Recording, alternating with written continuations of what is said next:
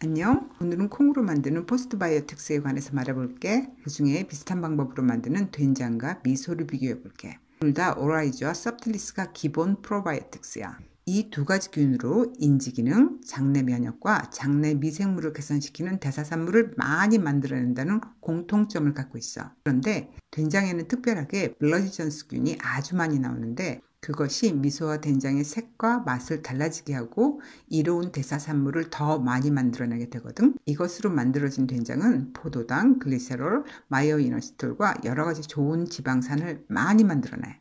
된장은 항산화, 항혈전, 항돌연변이, 항암, 항비만 효과가 입증되었어.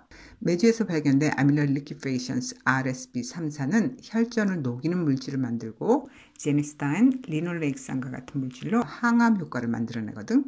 아밀로리키페이션스 CJ균은 프로테이스 작용이 뛰어나서 단백질을 잘 분해하고 항비만 물질을 생산해. 된장의 중요 기능을 살펴보면 여러 가지 다양한 미생물에 항균 작용을 하고 이미 유명한 나또의 K2보다도 더 질이 좋은 K2를 많이 만들어내. 우리 몸에 중요한 역할을 하는 폴리감마 글루타믹 애시드도 만들어내는데 특히 칼슘을 킬레이션 시켜주거든. 즉 칼슘을 흡수할 수 있는 상태로 바꾸고 소정을 통과하는 시간을 지연시켜서 장내 칼슘 흡수를 도와줘.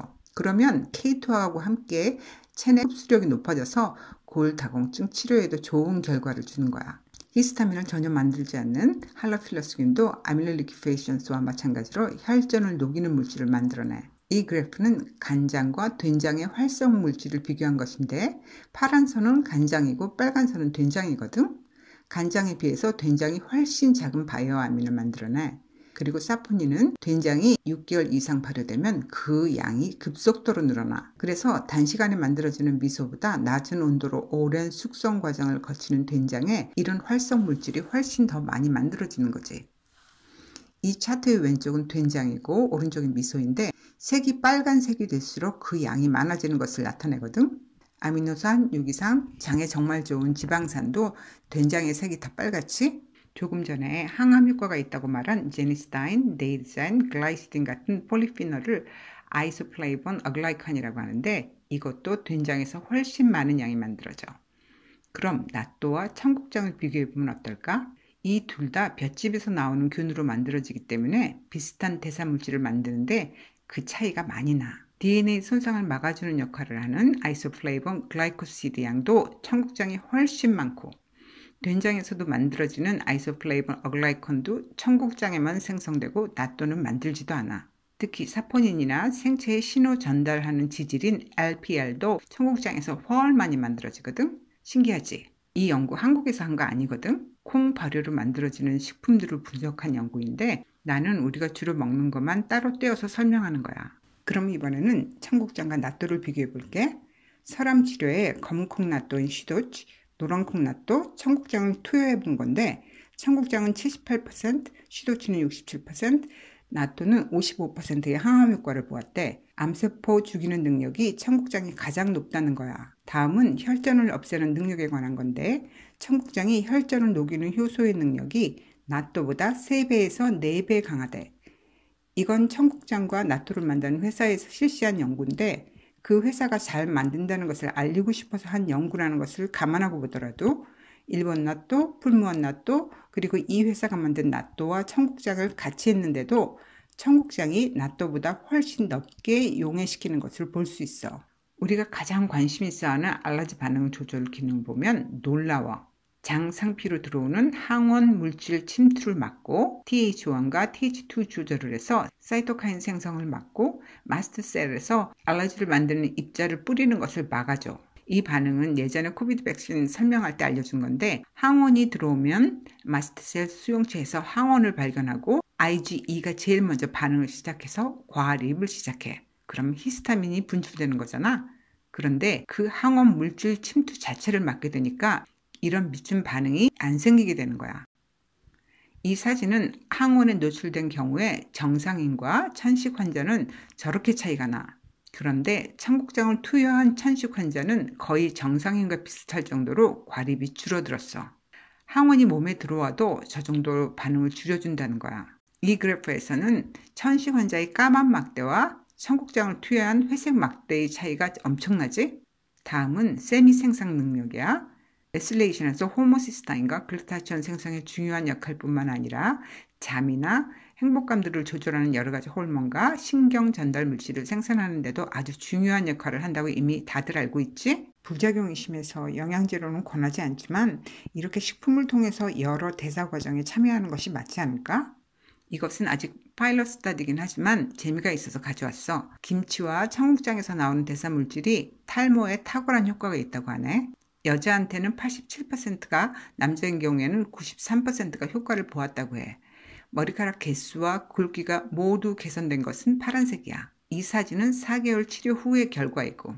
그럼 이런 식품에 바이오제닉 아민이 얼마나 많이 들어있나 살펴보자. 결과치가 들쑥날쑥이긴 하지만 미소가 확실히 적게 나와. 미소와 나또의 아나필락시스 사고가 일본에서 여러 번 생겼어. 한 번에 7명이 함께 쇼크가 온 적도 있어서 이런 관리를 아주 열심히 하고 있어. 이런 바이오제닉 아민을 만드는 것은 엔테로코커스 페이시움균으로 밝혀졌는데 콩 발효 안정성의 확보는 페이시움과의 전쟁이라고도 볼 수 있어.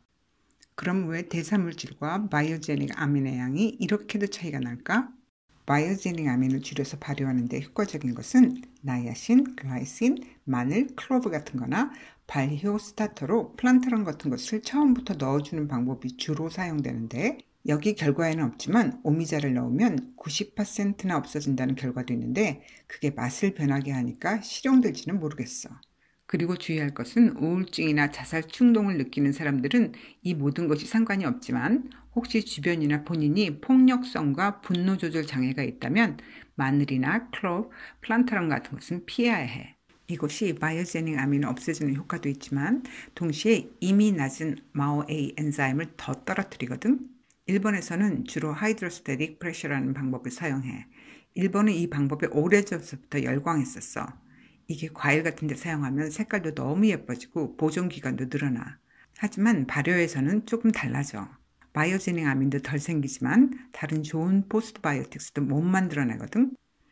예전부터 그냥 멸균이 중요했을 때는 대단해 보인 방법이었지만 지금은 점점 포스트바이오틱스의 중요성이 높아지면서 어떻게 하이드로스테틱 프레셔를 적용해야 하는지를 알아내야만 하거든.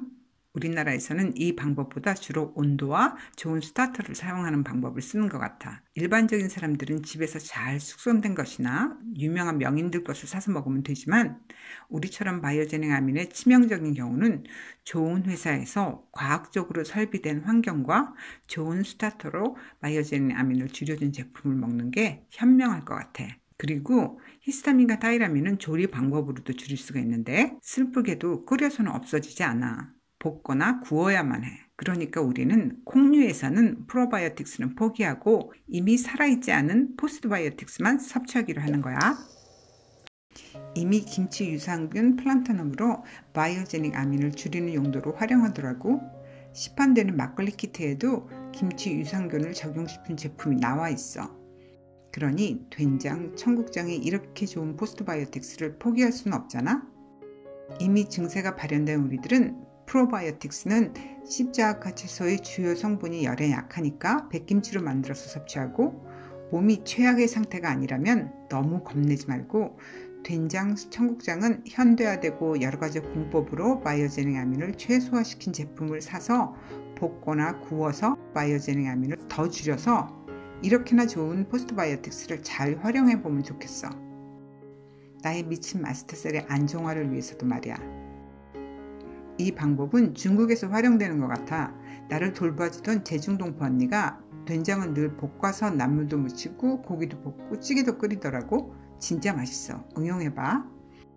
다음에는 포스트바이오틱스의 마지막 편으로 콩과 우리 민족의 장내 미생물 조성과의 관계와 제품으로 나온 포스트바이오틱스 성분에 관해서 올릴게. 그럼 내 사랑하는 친구들 잘 적용해봐. 안녕.